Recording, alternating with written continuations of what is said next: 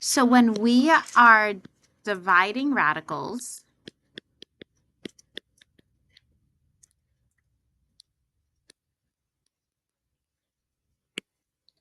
there are two things we are not allowed to have. The first thing we're not allowed to have is we are not allowed to have a fraction, so not allowed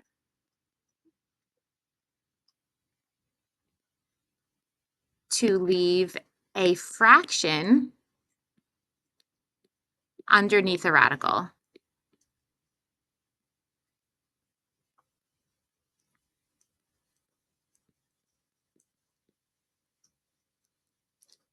And the second thing we're never allowed to leave is we're not allowed to leave a radical in the denominator. So not allowed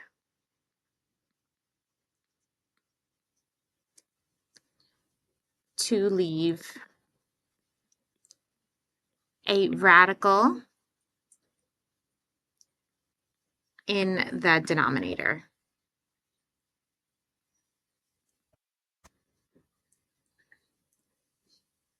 What does A mean? A radical? No, like A, like not allowed to leave a fraction under like a four.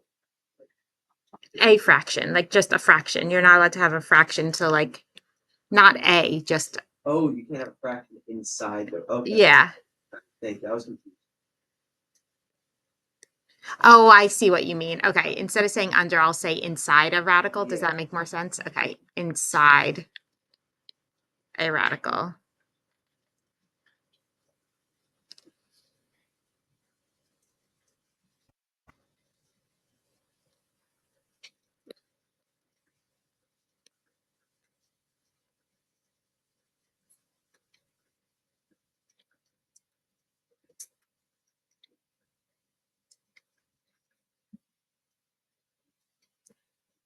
Okay, so let's just jump right into some problems. My directions here are to simplify.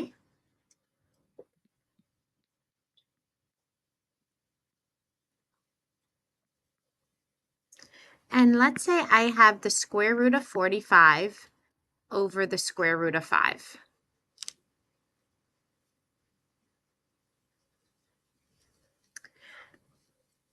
So if I have a radical in the numerator and a radical in the denominator, we're not allowed to leave a radical in the denominator. So right now this is currently illegal.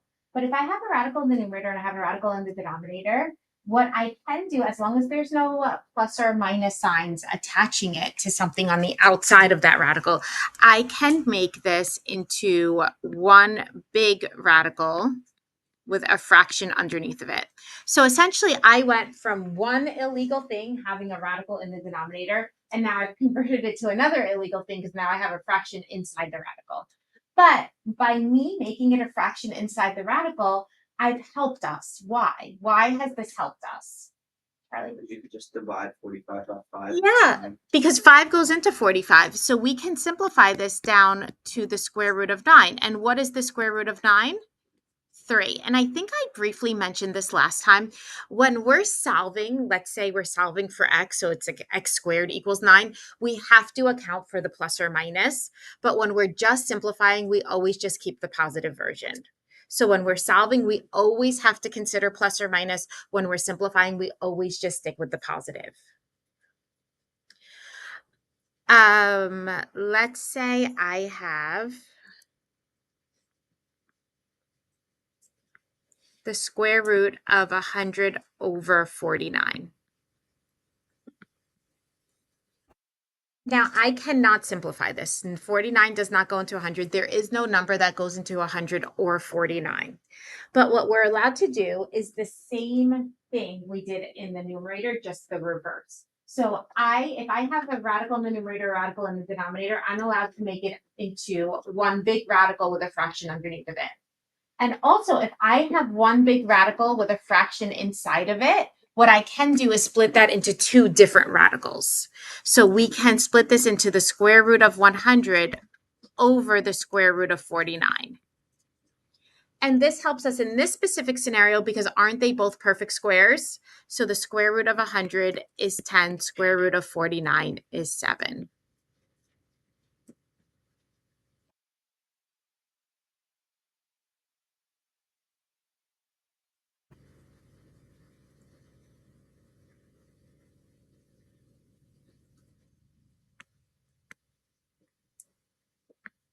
So now let's add some more to this. So if I have 8 times the square root of 12x to the third over 6 times the square root of 2x.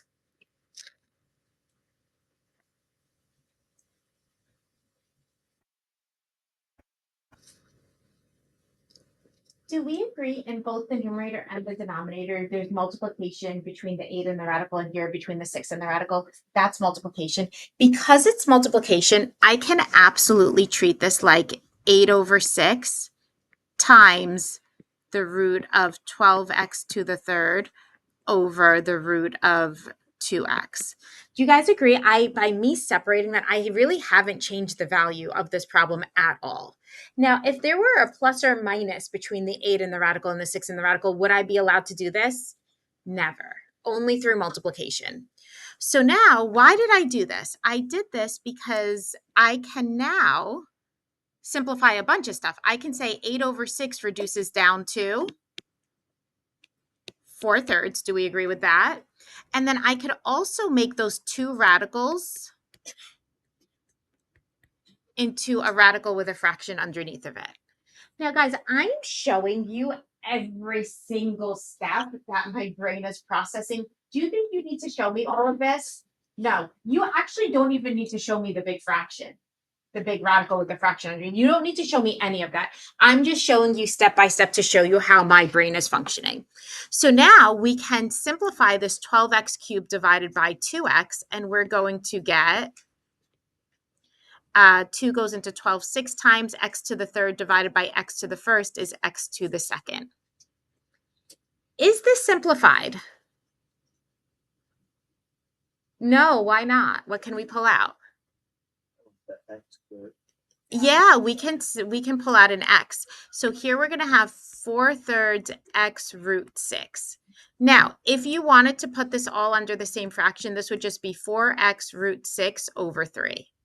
These are exactly the same, and I don't care which way you write it.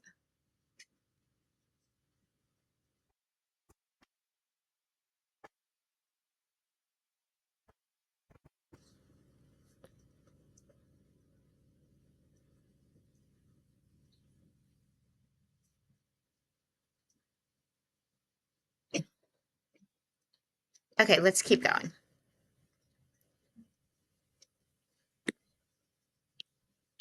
We're going to now talk about something called rationalizing the denominator, which you should have done in geometry.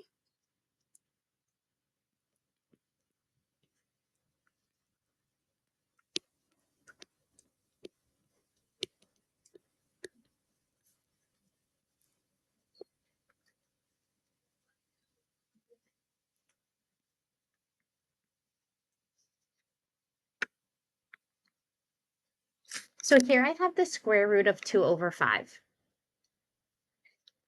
Can I leave it like this?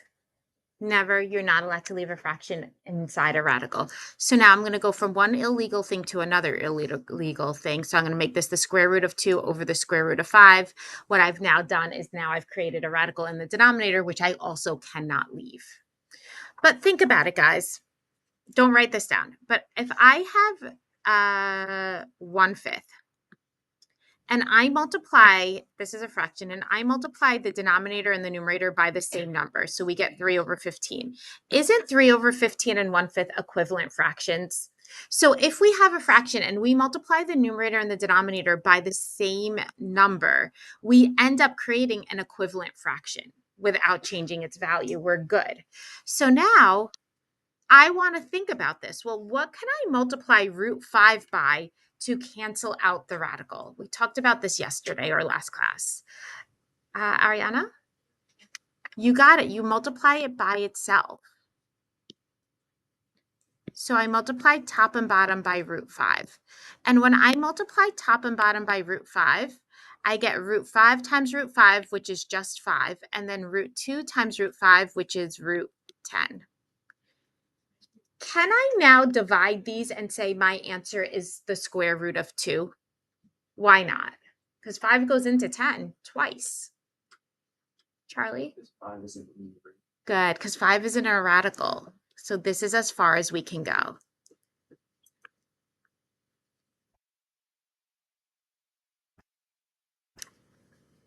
let's say I have 9 times the square root of 5x over the square root of 24 x to the fourth y to the third.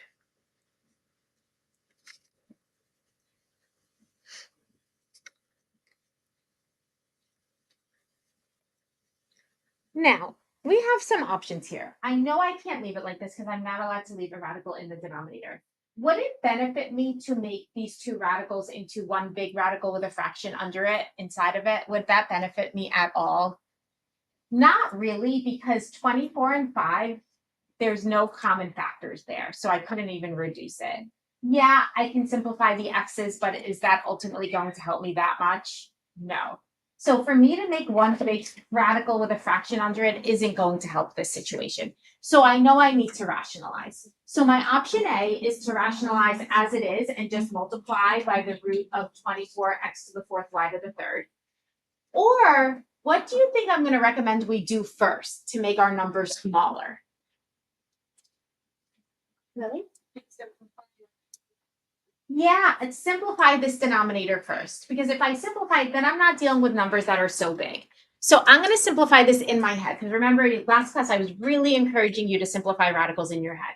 So I'm thinking, what's the biggest factor or perfect square factor of 24?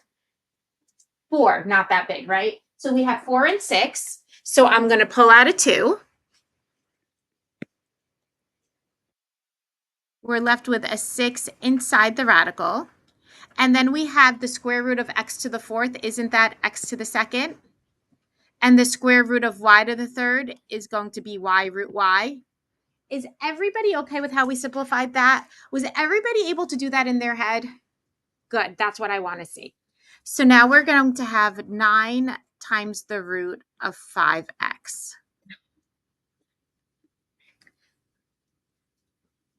All right, we're still not good because we still have that radical in the denominator. But now the issue is not the 2x squared y. The issue is just the root 6y. And this is okay because it's multiplication between the 2x squared y and the 6y. So I'm able to just multiply by the root of 6y. If it was a plus sign, do you think I could do this? No. We'll see what happens when there's a plus sign later on in the lesson.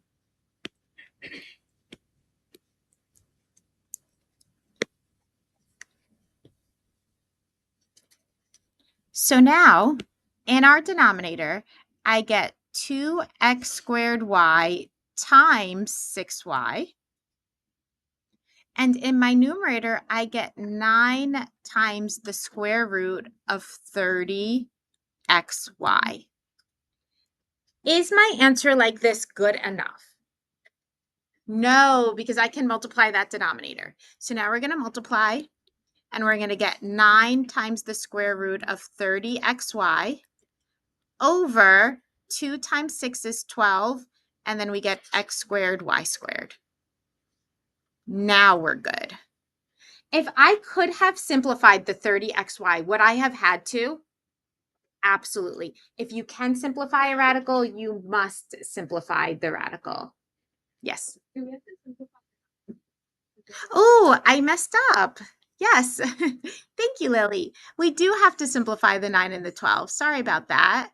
Absolutely. So let's simplify this. We're going to get, divide by 3. We get 3 root 30xy over 4x squared y squared. Good catch.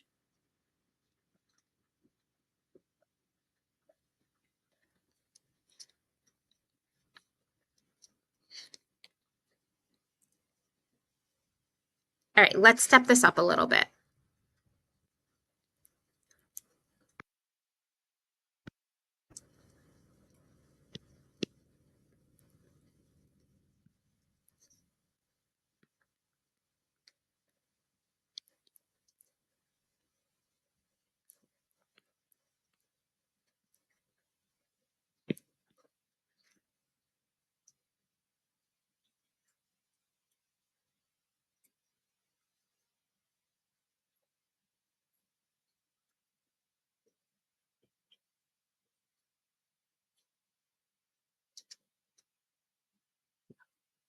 Okay. I think there's two things that should stand out to us. First thing, illegal, can't have a radical in the denominator. Second thing, I'm now not just dealing with one fraction. I'm now adding two fractions. And when we're adding two fractions, in order to add, what must we create? A common denominator. We must create a common denominator. Here's the thing though, you cannot create a common denominator when there's something illegal in one of the denominators. So what we want to do first is we want to rationalize the denominator, then create a common denominator. So let's write that down.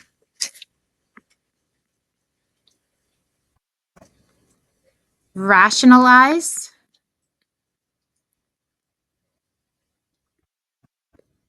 denominator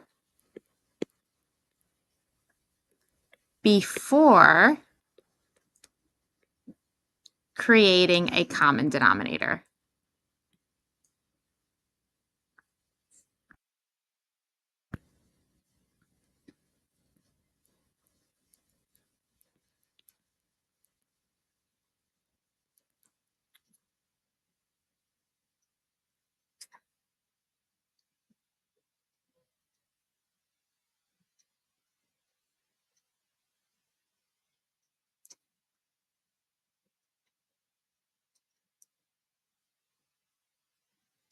Okay, so I'm going to rewrite this. So we have x over the square root of 1 minus x squared plus the square root of 1 minus x squared over x.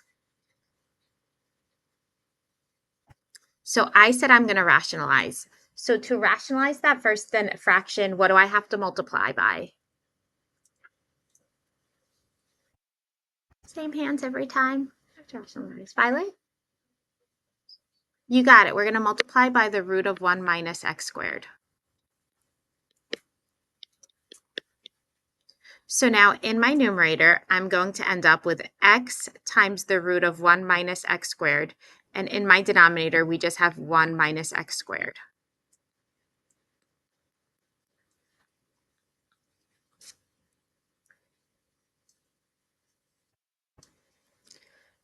Now, generally speaking, at this point, I would tell you factor this denominator and then find the common factors and create a common denominator. But I'm actually not going to factor this denominator because I know that if I factor this denominator, it's going to be a 1 plus x and a 1 minus x. Do we agree? And the other denominator is just x. Are there any common factors here? Since there's no common factors, there's no point in me factoring because it's not going to make it any smaller for me. So I'm actually going to keep these both just as they are. And my common denominator is going to be x times the quantity of 1 minus x squared.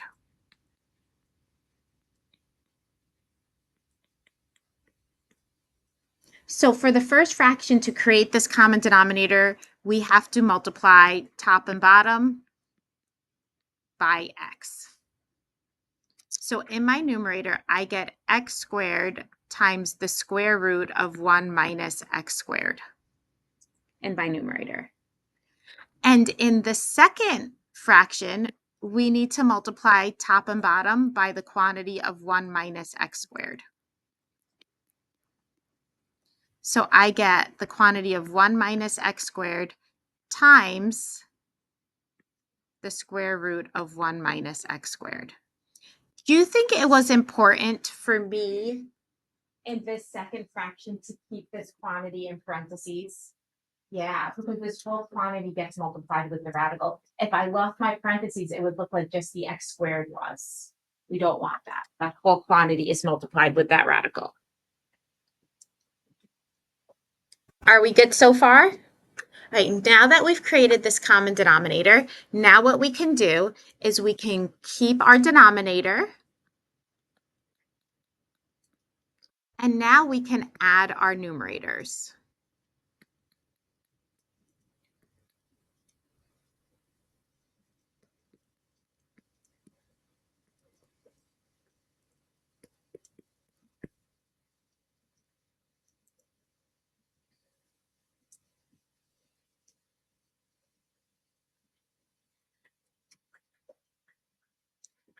Okay, now there's two options we have here. There's going to be like terms. I know there's going to be like terms because we have that same radical, right? So I can't leave it like this because I have to be able to combine my like terms. So we can do one of two things. The first option we can do is I see a 1 minus x, the square root of 1 minus x squared to the left of the plus sign, and I see the root of 1 minus x squared to the right of the plus sign. Do you all see that? So I can pull out a GCF of the square root of 1 minus x squared. And when I pull out that GCF, I'm left with x squared plus 1 minus x squared.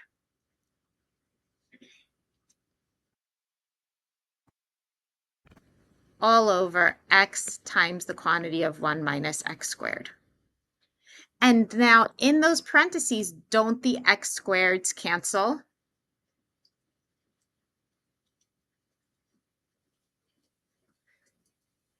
So then I'm left with the square root of 1 minus x squared times 1 over x times 1 minus x squared. Is that times 1 important? Times 1. Anything times 1 is just what? Itself. So can I just erase that 1? If it were a 2, would it be important? Yeah, but the 1 doesn't make a difference to us. And now this is my answer. If you wanted to FOIL, if you wanted to distribute in that x in the denominator, you could, or you could just leave it like this. It doesn't matter. All right, you ready to see the other way you could have done this? So the other way you could have done this, let's go back to this. You could have said, okay, well, this whole quantity has to be multiplied with the square root. So I'm going to distribute in that square root.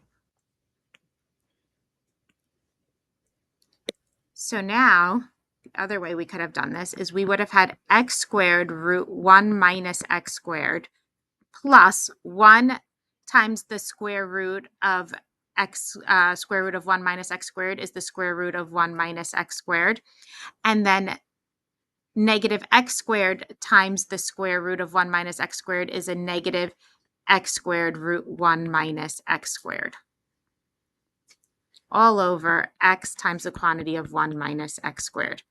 And so now what happens? This cancels with this one, and we are left with the square root of 1 minus x squared over x times the quantity of 1 minus x squared. We get the same answer both ways, right? Yes, Ariana?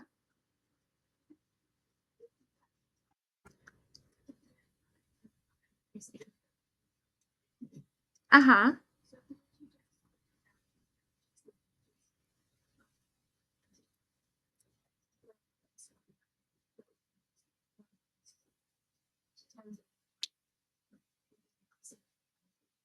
Say it one more time. Oh, yes, yes. That's similar to like pulling out the GCF, but you're just doing it in your head. But yeah, absolutely. So she's basically saying, I see what you're saying. Since these basically have the same radical, we can just add their coefficients. Perfect. Yeah.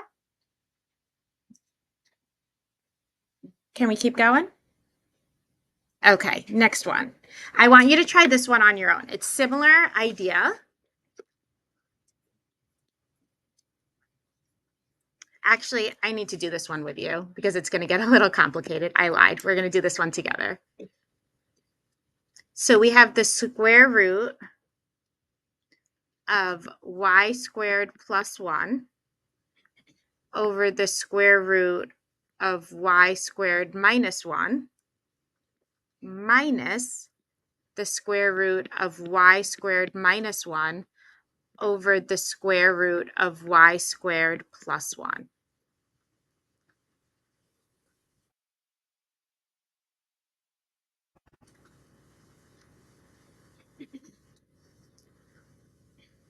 So two things coming in my mind right now.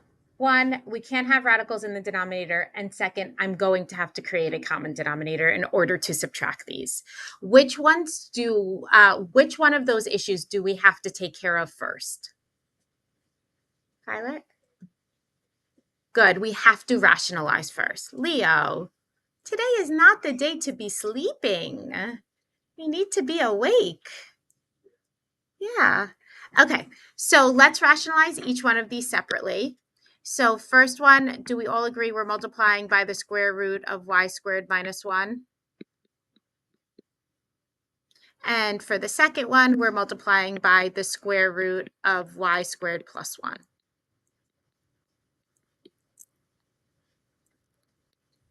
So in our denominators, I get y squared minus 1 and then y squared plus 1.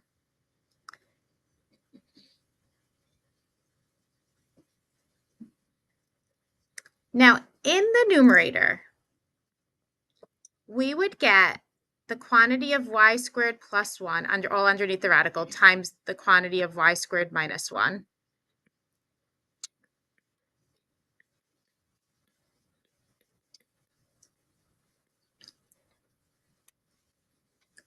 I'll let you catch up and then we'll see what we want to do with this.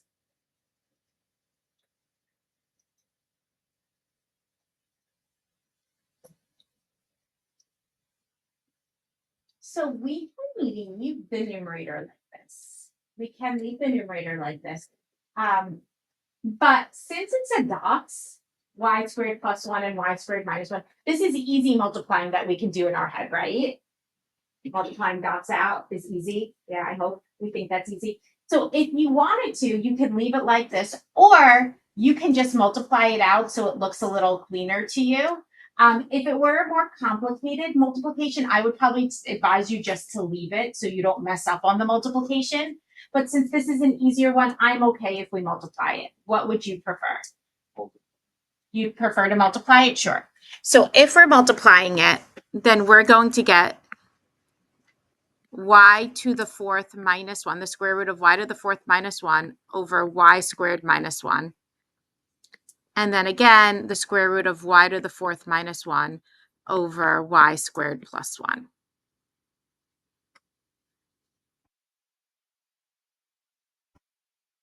Should you realize that these are the same? Yeah, you should have realized they're the same. Can I now subtract? No, because all this time I was just rationalizing the denominator. What must I do now? Create a common denominator. Now, in the past, I've always told you, factor the denominators to look for common factors. But again, I can see right away that I can only factor this first one because it's a dots. And will there be any common factors of this first one if I factor it and this second denominator? Since there's no common factors, I'm just going to not factor it all and just put these two together. So my common denominator is going to be the quantity of y squared minus 1 times the quantity of y squared plus 1.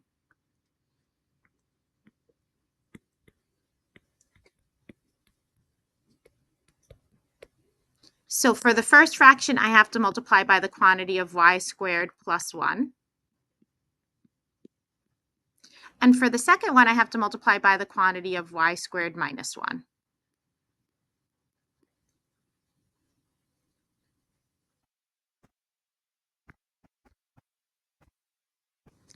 Once again, is it important that I leave the parentheses around the coefficient, that whole quantity of y squared plus 1?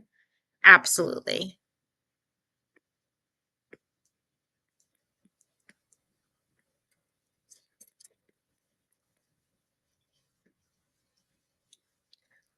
Now can we subtract? Yes, now we can subtract. So now we're doing y squared. Well, should we just multiply that denominator? Are you guys okay with that? Make it look nicer since it's an easy multiplication. Would I have been okay if you left it as factors? Yeah.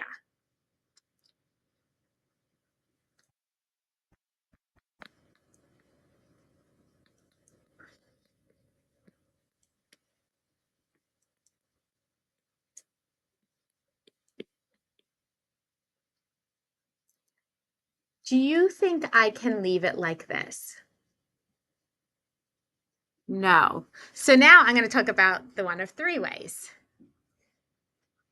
So here we can pull out that GCF of the square root of y to the fourth minus one, right? And then combine what's left over.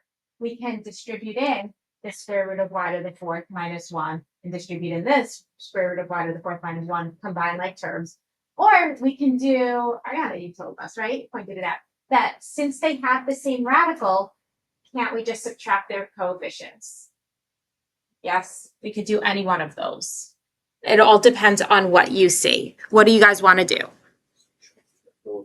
Subtract? Okay. You want to be very careful when you choose to subtract this. So this is going to be y squared plus 1 minus, now it's this whole quantity of y squared minus 1. So you want to keep that in parentheses. Root y to the fourth minus 1.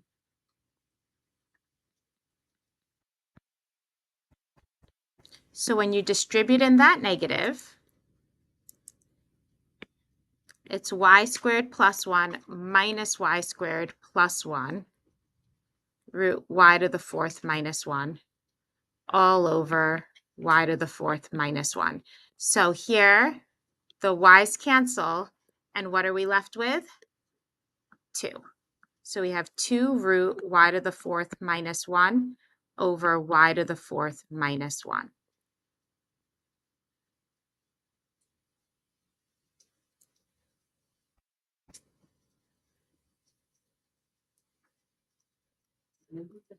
Each fraction is x by y.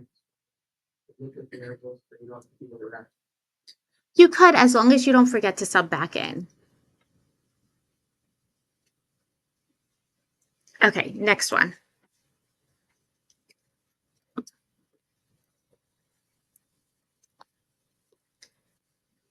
All right, new vocabulary word. We're going to talk about what it means to be conjugates in math. In ELA, if you're talking about conjugates, it's a pair of things joined together.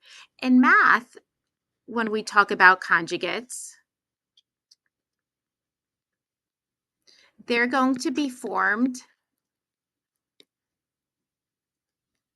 by changing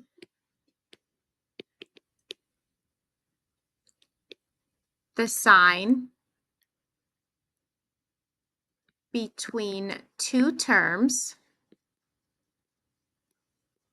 in a binomial.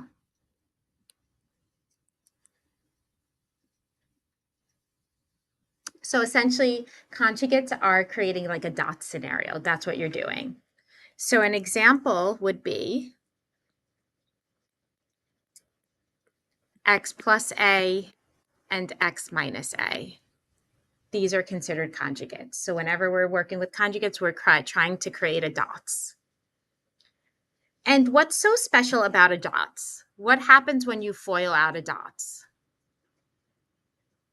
What happens when you FOIL out a dots? Yeah, the middle terms cancel. So you really just end up squaring, right? It ends up becoming x squared minus a squared, right? All right. This is going to help us.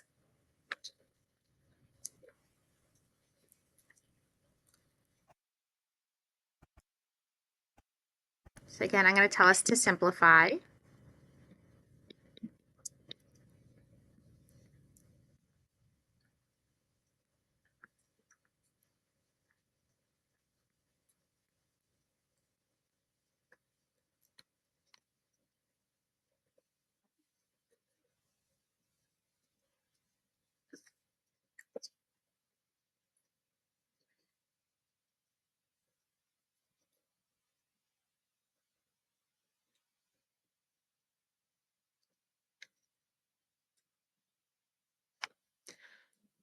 So in the past, we've had a radical in the denominator and we've just multiplied by the radical in the denominator to rationalize. What's the problem here? Violet? Yeah, we have a binomial. So let's say you said, okay, well, I'm just going to, don't write this down because it's wrong. I'm just going to multiply by the root of 15 and the root of 10. I'm going to multiply by both of those. So if you were to do that, you would just distribute in both of these. You'd get root 15 times root 15 is 15, but then you'd get root 10 times root 15 is root 150. Would you still end up with a radical in the denominator? Yeah, so that defeats the whole purpose. So whenever you have a binomial in the denominator with at least one of the terms being a radical, what you want to do is you want to multiply by its conjugate. Why do we want to multiply by its conjugate? Because if I have an a minus b and I multiply by an a plus b, what do we get when we multiply? Not plus, a squared minus b squared. Perfect. We end up getting an a squared minus b squared. And isn't that exactly what we want? Don't I want to square the root 15 and square the 10? That's exactly what we want to do. So now when I multiply top and bottom by the root 15 plus root 10, I'm going to get a squared, which is 15, minus b squared, which is 10. And then I get 7 times the quantity of root 15 plus root 10. So this is going to give us 7 times the quantity of root 15 plus root 10 all over 5. If you wanted to distribute in the 7, could you? Yes. Do you have to? No.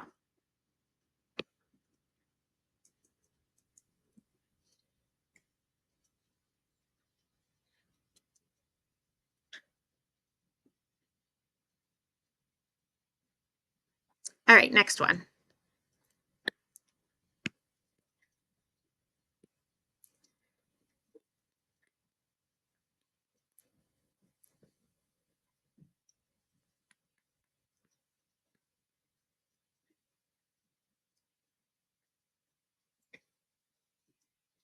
Can I just cancel out these radicals? Why not? Because of addition and subtraction. Exactly. We can't cancel those out. So there's a binomial here. Can I just multiply by the root of x plus 3? No, because when I would distribute it and then I just get the root of x minus 3 here. We'd still have a radical in the denominator. So remember, whenever there's a binomial and at least one term's a radical, what do we have to multiply by? Its conjugate. You got it. So I'm going to multiply by the conjugate. So this is going to be root of x plus 3 plus 1, root of x plus 3 plus 1.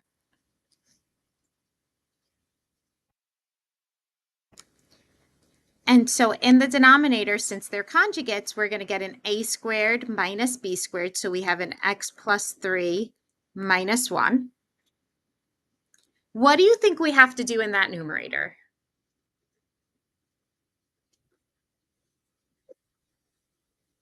Ayana? We have to FOIL it out, yeah. So we have root x plus 3 times root x plus 3, which just gives us the x plus 3. Root of x plus 3 plus 1 is just root of x plus 3.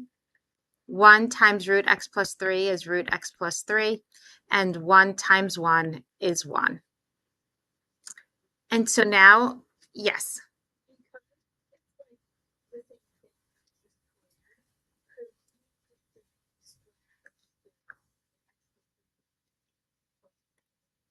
Oh, no, we can't ever, because it's a binomial. So because there's that, like x plus y quantity squared is not x squared plus y squared. It's x squared plus 2xy plus y squared. So you can't, the minute it's a binomial, you could never distribute in that exponent.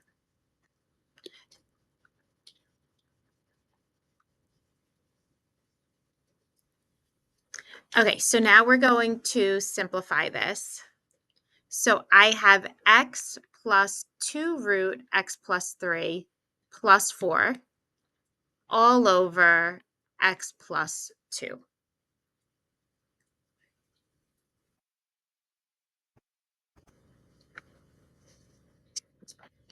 Okay, we ready for a doozy? Ready for it? All right, last problem for today. You're gonna need a lot of space. So if you have like this much space left on your paper, turn the page.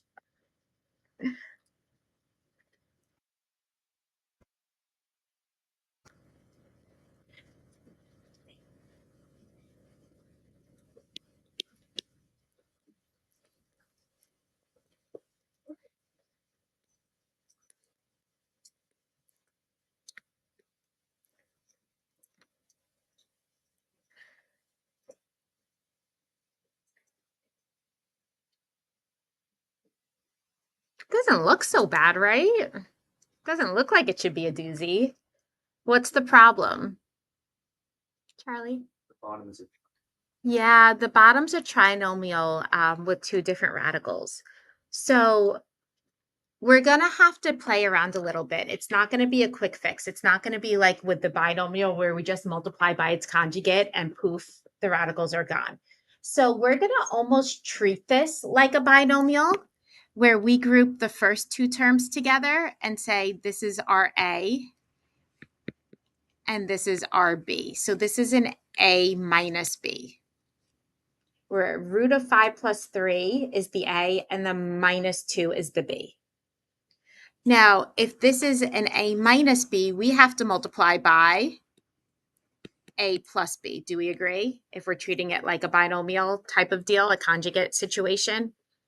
So now I'm going to take this whole denominator and I'm going to multiply it by root 5 plus root 3, because that's my A, I'm keeping it the same. Then I'm going to change my sign and put a plus instead of a minus, and then 2.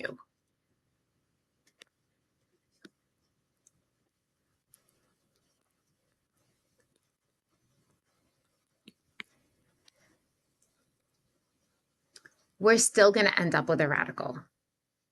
So over on the side of my paper, I have root 5 plus root 3 minus 2 times root 5 plus root 3 plus 2. I need to triple distribute all of this. So root 5 times root 5 is root 5. Sorry, not root 5. Root 5 times root 5 is 5. Root 5 times root 3 is root 15. Root 5 times 2 is 2 root 5. Now we're going to multiply through the root 3. And we get root 3 times root 5 is root 15. Root 3 times root 3 is positive 3. And root 3 times 2 is 6. Am I done multiplying? Oh, sorry, it's not 6. It's 2 root 3. Thank you for that catch. 2 root 3. Am I done multiplying? No, I still need to multiply the negative 2. So negative 2 times root 5 is a negative 2 root 5. And negative 2 times 3 is a negative 2 root 3. And a negative 2 times 2 is a negative 4. Now am I done multiplying? Yeah, so now we need to combine like terms. And you're going to see it's actually not so bad because when we go to combine like terms, we end up with a 2 root 5 cancels with the negative 2 root 5. We have a positive 2 root 3, and that cancels with a negative 2 root 3. So we end up with root 15 plus root 15 is a 2 root 15. And then we have a 5 minus 4 plus 3. So 5 plus 3 is 8, minus 4 is 4. So we did all this work to bring that denominator down to just one radical. And now I need to multiply my numerator. When I multiply, actually before I multiply the numerator, sorry, 4 root 5 times root 5 plus root 3 plus 2. Let's just write this out. I'll let you all catch up.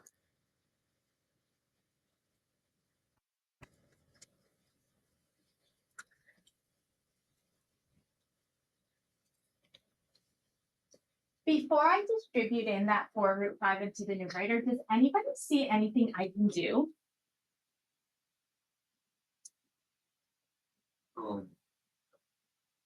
You can take out the 2 from the bottom. Yeah, I can make this a little bit smaller. So I have a 4 root 5 times this whole quantity. Can I pull out a GCF from 2 from the denominator and at least just simplify those numbers? So I'm going to do that. Anything to make my number smaller, I'm going to do.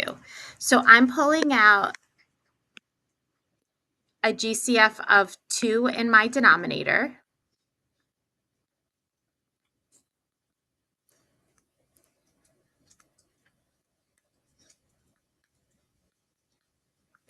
And that way I could say 2 goes into 4 twice. And then I'm going to distribute the 2 root 5. So 2 root 5 times root 5 is 10.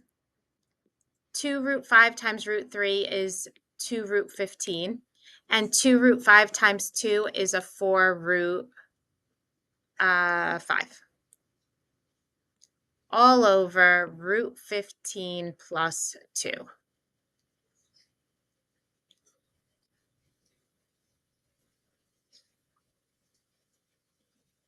What do I do now? Perfect. Now we multiply by its real conjugate. And this should work out nicely for us.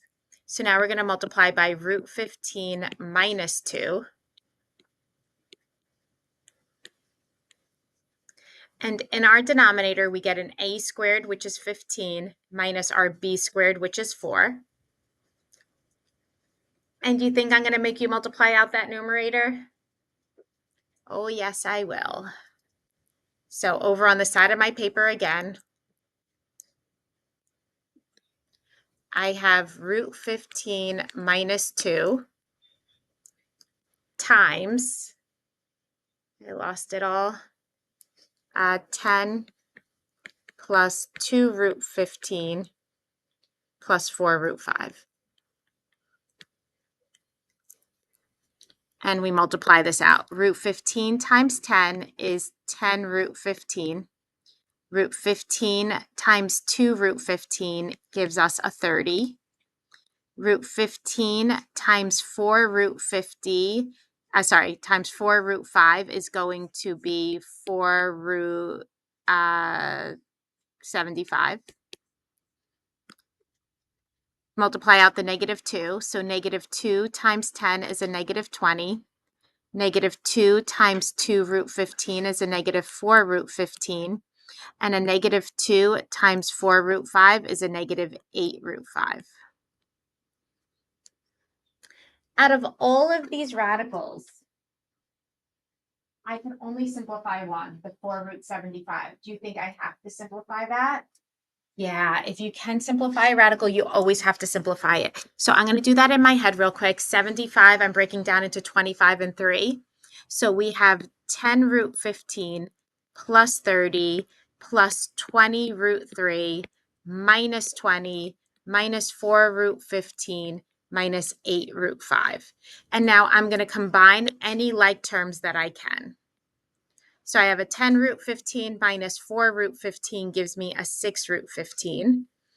I have a 20 root 3, nothing matches that. And I have a negative 8 root 5, nothing matches that. But then I have a 30 minus 20, which gives us a positive 10. All over, what was my denominator? 15 minus 4, which is 11. If I could pull out a GCF from the numerator that would divide with the denominator, would I have to do that? Yes. All right, guys, we are done for today.